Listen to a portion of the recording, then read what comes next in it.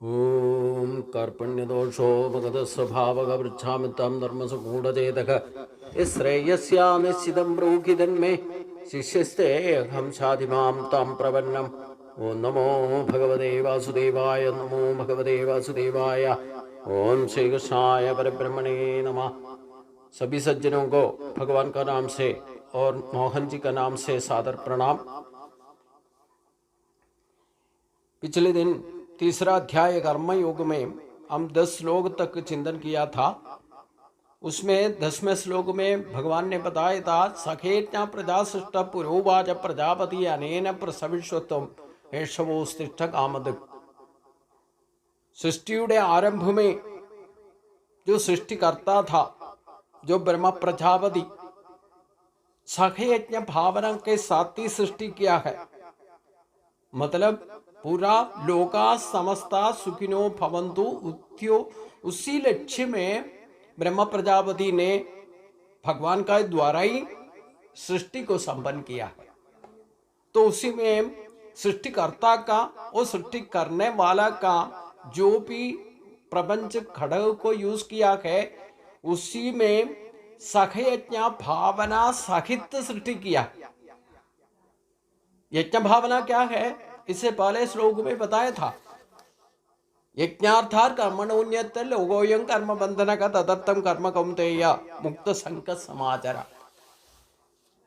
हमने कोई भी कर्म बंधन से प्रारब्ध में नहीं पड़ना, तो हमारा सोच विचार से लेकर कोई भी काम काज कर सके उसमें यज्ञ भावना होना चाहिए। यज्ञ कर्म ही करना है, उसी के लिए हमें ईश्वर का शक्ति और शरीर जो कुछ भी हमें देवी के संपत्ति का तौर पर भगवान ने हमें वरदान में दिया हुआ है, जन्म से लेकर हम उसी को यूज करना है। वो यूज करने वाला शरीर को ही धर्म क्षेत्र कहा जाता है। वो शरीर का निर्माण भी सखेज्ञ भावना सा है। हमारा बुद्धि देवी का संपत्ति बोलने से, देवी का संपत्ति 26 गुण है। ये 26 गुण का उस भगवान का ही शक्ति है। उसी में सखेज्ञ भावना सहित हमें जन्म दिया है, तभी तो हमारा शरीर को धर्म क्षेत्र माना जाता है, धर्म क्षेत्र कहा जाता है। इदं शरीरम कौन्तेय क्षेत्रमित्यभिधीयते।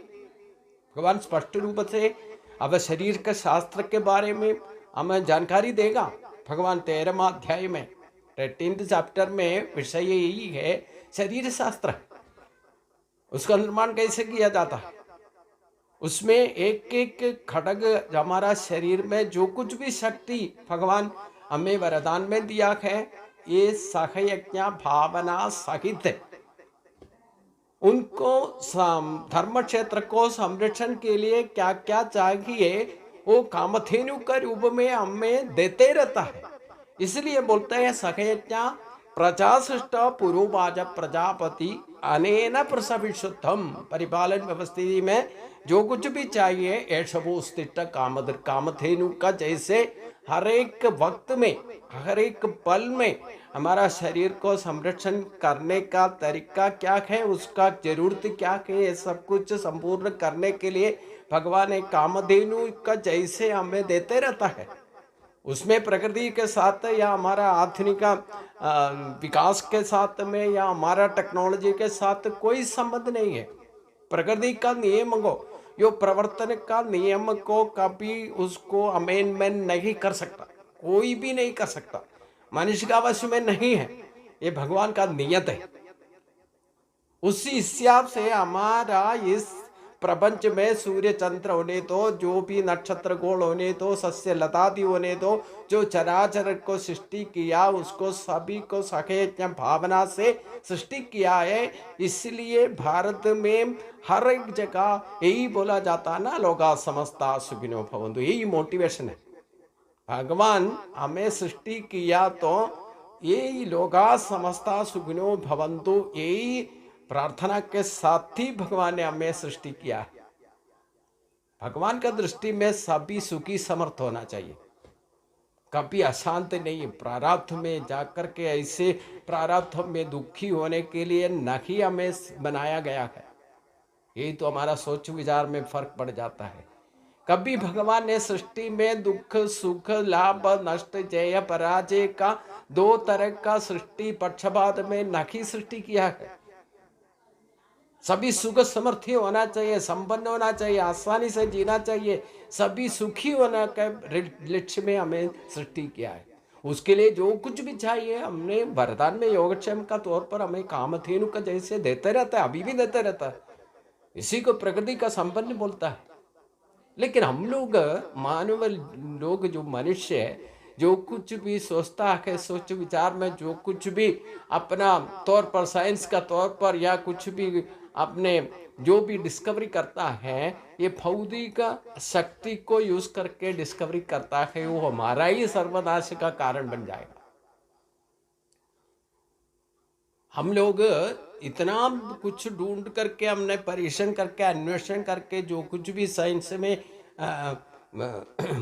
निकाला गया आणव बॉम्ब तक बना के बैठा है। आणवोर्ज का तौर पर हमने हमारा ही नाश का संविधान में आयुध आणवोर्ज बना करके आणव का आयुध बना करके बैठा है। लेकिन ब्रह्मोर्ज को हासिल करने से हमारा भी रक्षा होगा, लोगों को रक्षा होगा, लेकिन वो तो मनुष्य कभी सोचता नहीं।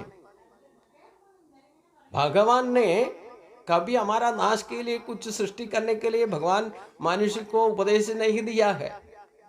भगवान हमेशा बोला अपना आत्मशक्ति को कौन हासिल करेगा, उसको सजीव करेगा, उसका बंधु वही हो जाएगा।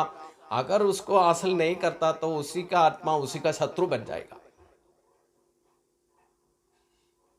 इसलिए भगवान बात है किस भावना से मैं तुम लोगों को सृष्टि किया है, उसी भावना से क्या करना चाहिए, यही हमारा कर्म करने का तरीका है। इसलिए अगले श्लोक में ये हमेशा याद रखना चाहिए हमने कैसे जीना है, किस भावना से हमने भक्ति में जाना है, हमारा हेरिटेज या स्पिरिचुअल एक्टिविटी से कैसे होना चाहिए, किस भावना से होना चाहिए करके भगवान ने 21 श्लोक में बताया। वो 11वां श्लोक में देवान भावयतान एन ते देवा भावयन्तु वाघ परस्परम भावयन्तः श्रेय परमवाप्स्यता। अर्जुन का सवाल का निश्चय रूप से कैसे आपने श्रेय मार्ग में कैसे काम करना करके भगवान ने इसी श्लोक में व्यक्त किया है। ये कर्म योग का एक श्रेष्ठ मात्र श्लोक है, 10वां श्लोक और 11वां श्लोक। कैसे कैसे हम लोगों को भगवान ने हमारा धर्म क्षेत्र का सृष्टि करके हमें उसमें क्या क्या खड़ग चाहिए, उसको रक्षा के लिए क्या क्या चाहिए, कामधेनु का तौर पर हमें जिंदगी पर देते रहता योगक्षेम बोल करके। हम नहीं चाहने पर भी हमारा जरूरत को पूरा करने के लिए पूरा संविधान भगवान ने कर रखा है। इसीलिए बोलता है कामधेनु जैसे परिपालन करने के लिए जो कुछ भी प्रापंचिक खड्ग में जो कुछ शक्ति द्रव्य जो कुछ भी चाहिए हमारा शरीर को परिपालन पोषण के लिए, हमारा शक्ति को बनाए रखने के लिए भगवान ने कामधेनु का तौर पर जो कुछ भी चाहिए वो देते रहता है। लेकिन हम उनमें दिलचस्पी रखता तो भी अपना मर्जी से रखता है, अपना ही उसके लिए करता है और उसी में आसक्ति रखता है, उसी में अपना घमंड दिखाता है, अहंकारी हो जाता है, तो अपना नाश का कारण हम खुद ही बन जाता है। इसलिए भगवान को भक्ति करता तो भी हमने कैसे करना चाहिए, देवान भावयतान एन ते देवा भावयन्तु वाघ परस्परम भावयन्तः श्रेय परमवाप्स्यता। जिस भावना से मैंने तुम लोगों को सृष्टि किया उसी भावना से देवों को परिपोषण करो। देव बोलने से क्या कहा, हमने मूर्ति बना करके मंदिर बना करके उधर बैठा हुआ मूर्ति को देव माना जाता है। यही तो हमारा गलती हुआ है। हम मूर्ति भाव में उपाधि का रूप में उसका पूजा करो, लेकिन हमारा ही शरीर में जितना भी इंद्रिय शक्ति है उस देवता का रूप में भगवान को कौन मानता है, भगवान को ऋषि कैसे कहा जाता है, इंद्रियों को ईश्वर कौन है, वो ये भगवान। तो हमारा शरीर में इंद्रिय नहीं है, हमें पंचेंद्रिय है, कर्मेंद्रिय है, मानसेंद्रिय है, इनको देवता मानो। तो उनको परिपोषण करो।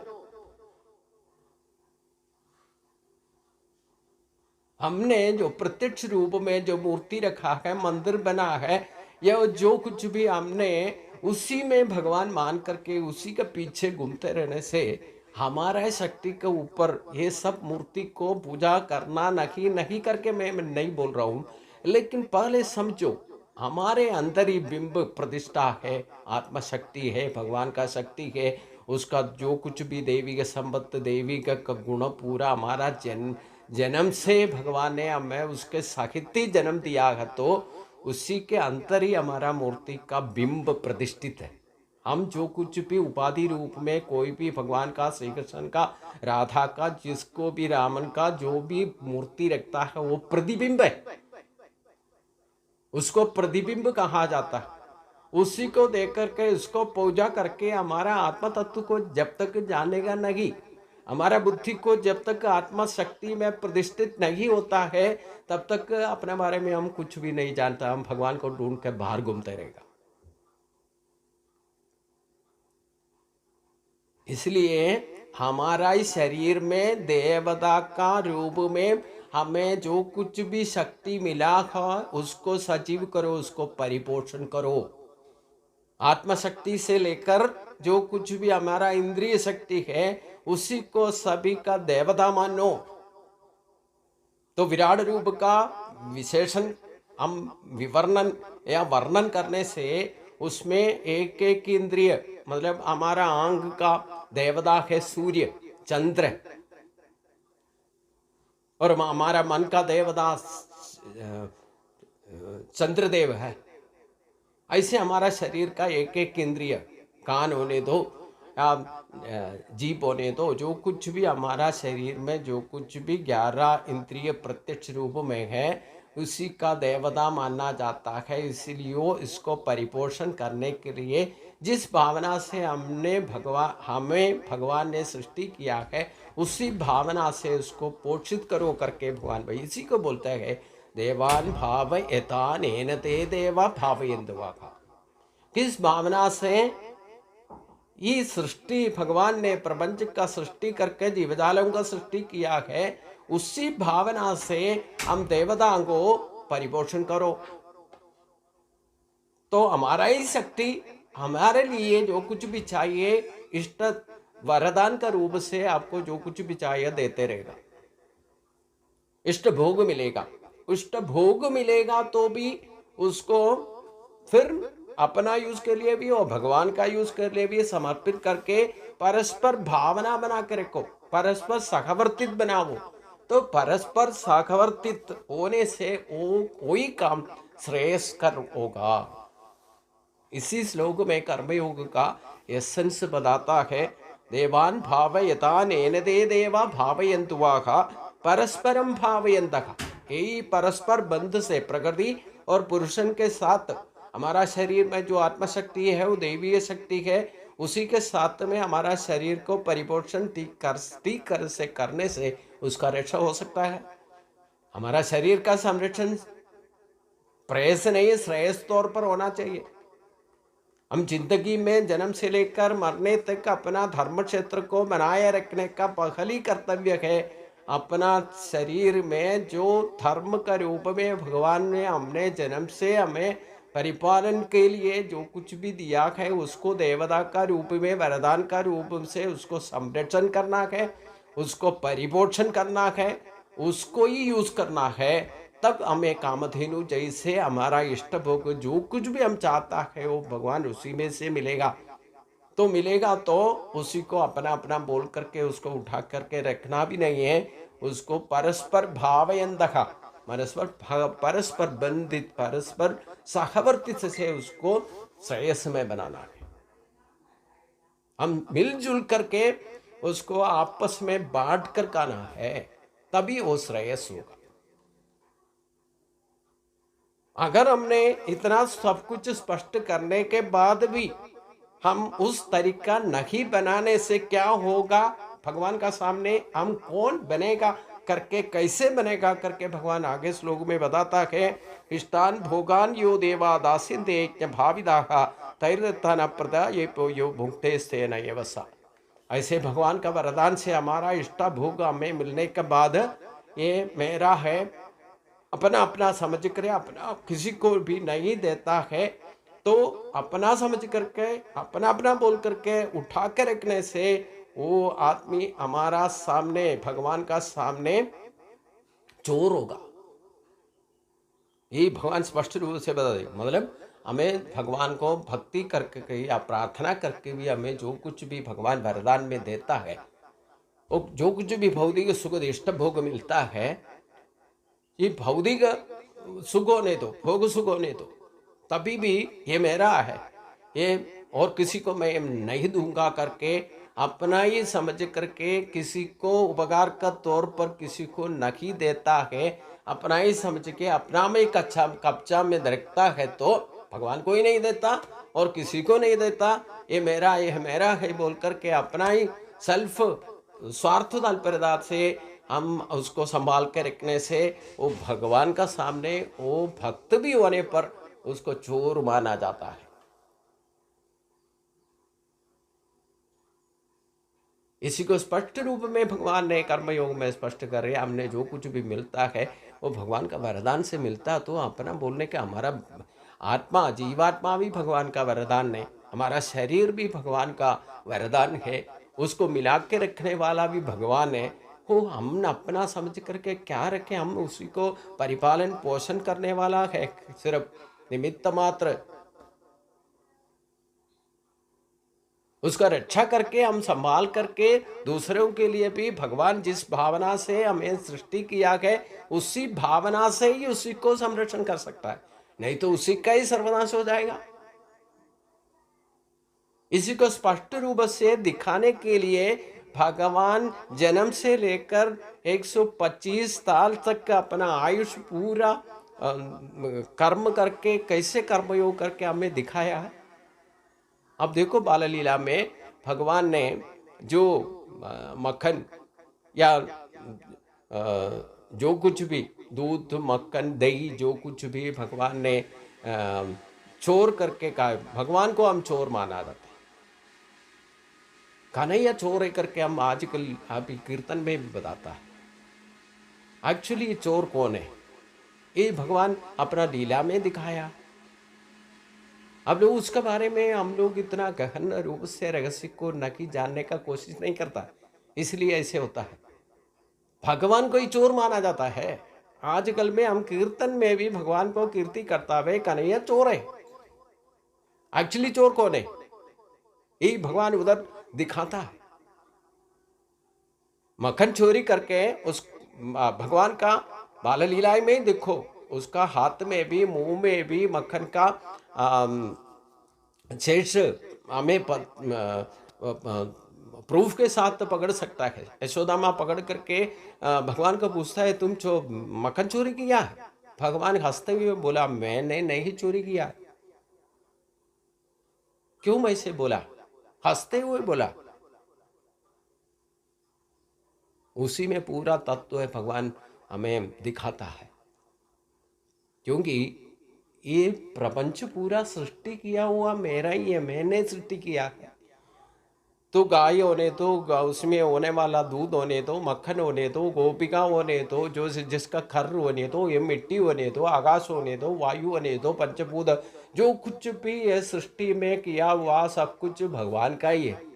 मेरा वस्तु मैंने चोरी किया करके क्यों बताऊं, किसको बताऊं? इसलिए भगवान हंसते हुए बोला तुम चोरी किया है? मैंने नहीं चोरी किया। फिर किसने चोरी किया? यही लोग, ये गोपिका लोग, जो भी गाय से मिला हुआ मक्खन दूध दही जो कुछ भी है अपना अपना मकान में, अपना अपना घर में, अपना अपना बर्तन में लेकर के ये मेरा मेरा बोल करके उसको संभाल करके रखा। उसी को भगवान ने अपना दोस्तों को साथ में जा करके उसको पूरा बांट करके उसी का शिष्ट जो कुछ भी बचा है वो प्रसाद खाया भगवान ने। उसी का निशानी है भगवान का हाथ में भी मुंह में मक्खन का प्रूफ का तौर पर हम दिखाई देता है। एक्चुअली चोर कौन है करके भगवान हमें समझाने का कोशिश किया है, लेकिन हम क्या हमारा बुद्धि से क्या बोला है, कहा नहीं है चोरा, कहा नहीं चोर है, पूरा कन्नन चोर है, यही बोलते रहता है। आजकल भी यही माना जाता है। एक्चुअली चोर कौन है? ये कर्मयोग में भगवान स्पष्ट रूप से बोला है, इष्टान भोगान यो देवा दास्यन्ते यज्ञ भाविदाः तैर्दत्तान प्रदयेभ्यो यो भुङ्क्ते स्तेन एव सा। भगवान कामधेनु का रूप में सखयज्ञ भावना से हमें सृष्टि किया है। हमारा शरीर को पालन पोषण के लिए जो कुछ भी चाहिए भगवान इष्ट भोग बना करके हमें देते रहता है, कामधेनु को जैसे देता रहता है। वही हम लेकर के मेरा मेरा बोल करके अपना बर्तन में, अपना घर में, अपना भंडार में डाल करके मेरा बोल करके बोलते रहने से, पूरा जिंदगी वैसे करने से भगवान का सामने वो चोर होगा करके समझ लेना चाहिए। तो एक्चुअली चोर कौन है? भगवान चोर है या हम लोग चोर है? हमारा शरीर हमारा नहीं है, हमारा जीवन हमारा नहीं है, हमारा बनाया हुआ नहीं, कुछ भी नहीं है। तो भगवान को हम हमारा बुद्धि से बोलता है भगवान चोर आता। कौन चोर है? भगवान का सामने चोरी नहीं बनना हो तो क्या करना चाहिए ये भी भगवान बताते हैं। एक शिष्टा सिनासंदो मुच्यन्ते सर्वकिल्पिषै मुच्यते ते तुगम भावै ये भजन्त्यात्म कारणात्। अगर भगवान का सामने हम लोग निश्चय करें भगवान का सामने हम चोर नहीं बनना है तो क्या करना चाहिए? यज्ञ भावना से यज्ञ शिष्ट भुजिक्य यज्ञ शिष्टा भुजा यज्ञ शिष्टा सिनासंतो मुच्यन्ते सर्वकिल्पिषै मुच्यते ते तुगम भाव ये भजन्त्यात्म कारणात्। तो क्या करना चाहिए? जो कुछ भी भगवान को पूजा करते हैं, भक्ति करते हैं, हम कर्म करते हैं, शरीर को यूज करते हैं, जो कुछ भी हासिल होता है भगवान का कृपा से हासिल होता है।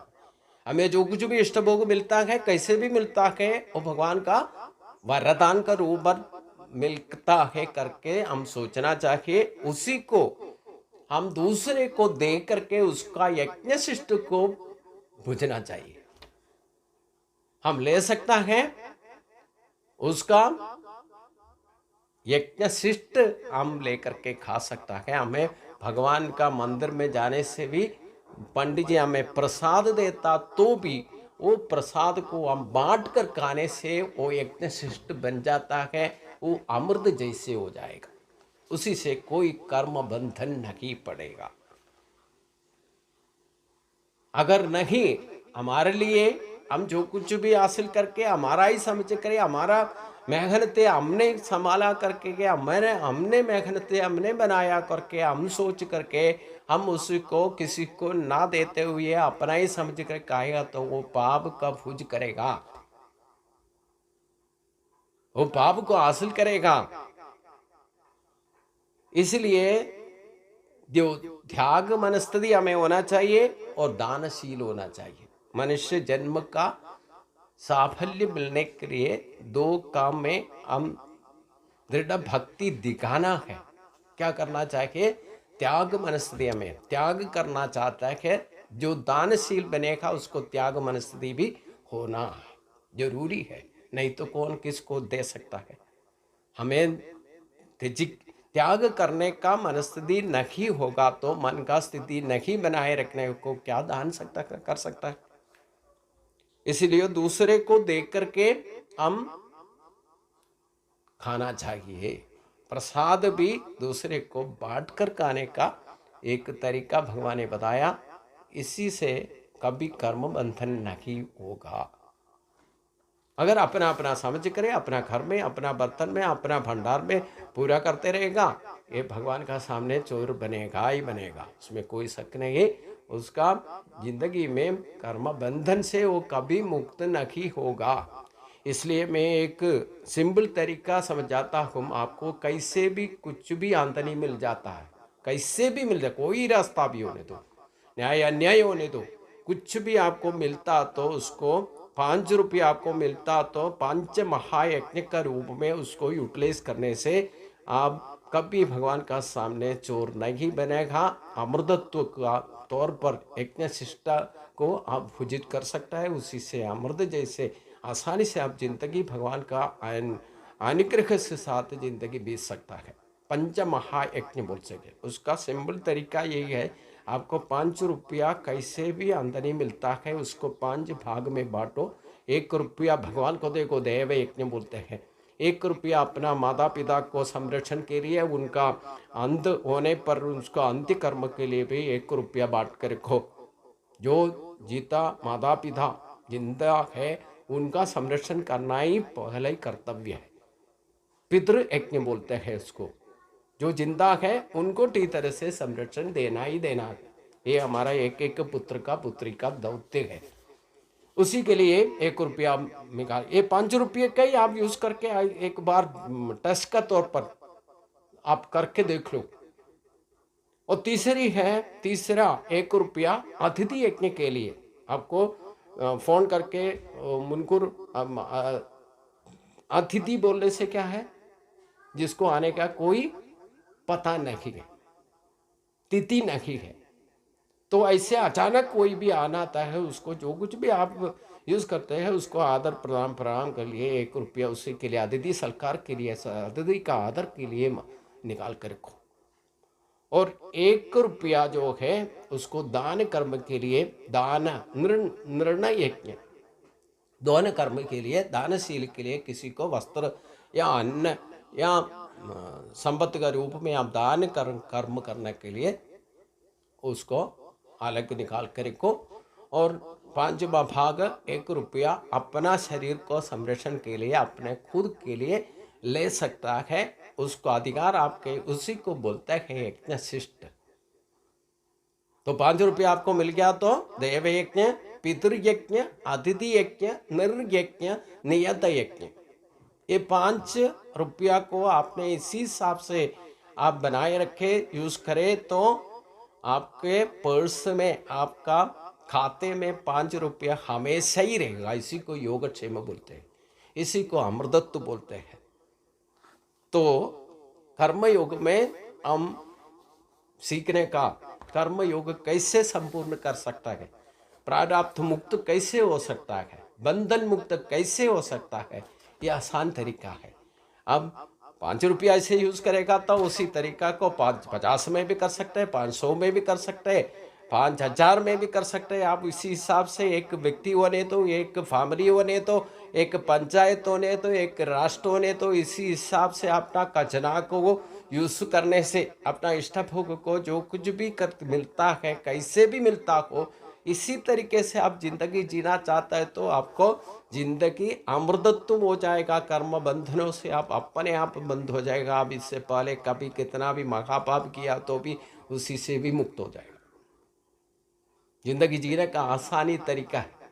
इसी में कम से कम 60% मेरा जिंदगी में मैंने हासिल करके उसको अनुभव योगक्षेम में लिया हुआ है। इसलिए इतना सुदृढ़ मन से बोल रहा हूँ, इसका अनुभव लिया है।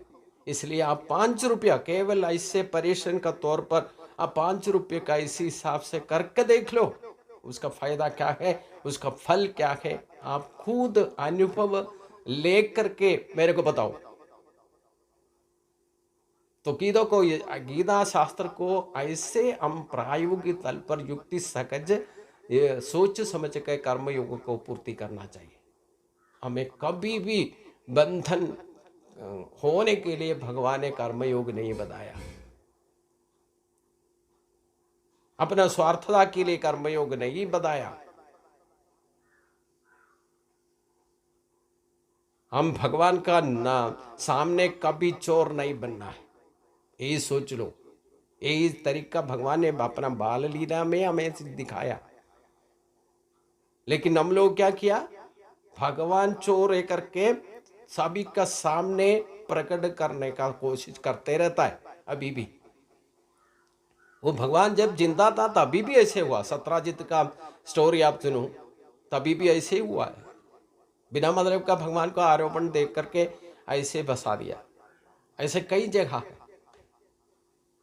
तो उसी में से कैसे भगवान ने उसी वक्त को कैसे ओवरकम किया है। ये सब भगवान का जिंदगी में, भगवान का जन्म में, भगवान का कर्म में हम तात्विक रूप से उसको सोचने के लिए भगवान ने बताया। वो गीता के साथ में मिला के पढ़ना है, तभी तो हम ऐसे 7 दिन में या भागवत यज्ञ कर करके भी ऐसे कथा सुन के जाने से कुछ भी नहीं फायदा होगा। एक तो कलयुग में हम खास करके सोचने का बात है, हम धन को आरती करना या धन संपादन के लिए या धन को इकट्ठा करने के लिए कैसे भी सोचो, या के पंडित होने दो, ज्योतिष होने दो, जो भी आदमी ऐसे पैसा का हासिल करने का सोच लिया तो आपको सही रास्ते पर धन संपादन या धन का आरती नहीं हो सकता। तो कैसे भी आपको हासिल जो कुछ भी मिलता है उसको कैसे यूज करना करके पंच महायज्ञ को स्वरूप में स्पष्ट है। इसी को यज्ञ शिष्ट कहा जाता है। इसी को यज्ञ शिष्ट स्वरूप से आप काम करेगा, उसका फायदा का उठाएगा तो उसमें यज्ञ शिष्ट अमृत भुज हो जाएगा। तो यज्ञ शिष्ट अमृत भुजो यान्ति ब्रह्म सनातनम। यज्ञशिष्टाशिना संतो मुच्यन्ते सर्वगिल्पश्री मुच्यते ते तुकम बाबा ए भजन्ति आत्मकारणात्। तो यज्ञशिष्ट बोलता है तो जो कुछ भी हमें मिलता है, कैसे भी मिलता हो, इसको कुछ लोगों को बांट करके खाने से वो यज्ञशिष्ट कहा जाता है। हमें जो कुछ भी इष्ट भोग मिलता है अपने लिए बचा करके हम खुद उसको खाने का कोशिश करेगा, वो पाप का भोजन करता है करके भगवान अपने लिए अपना वचन करके हमने जो कुछ भी हासिल किया हमारे लिए बना करके हम खुद खा रहे हैं, दूसरे को नहीं बांटता है तो वो भगवान का सामने चोर बनेगा ही बनेगा। उसको कभी कर्म बंधन से मुक्त नहीं होगा। इसी का आगे के बारे में और भी कर्मयोग में स्पष्ट रूप से भगवान और भी तरीका हमें कैसे कर्मयोग को बंधन मुक्त कैसे पूर्ति कर सकता करके भगवान बता रहे। इसका आगे का बात हम आगे सुनेंगे। सभी को नमस्कार।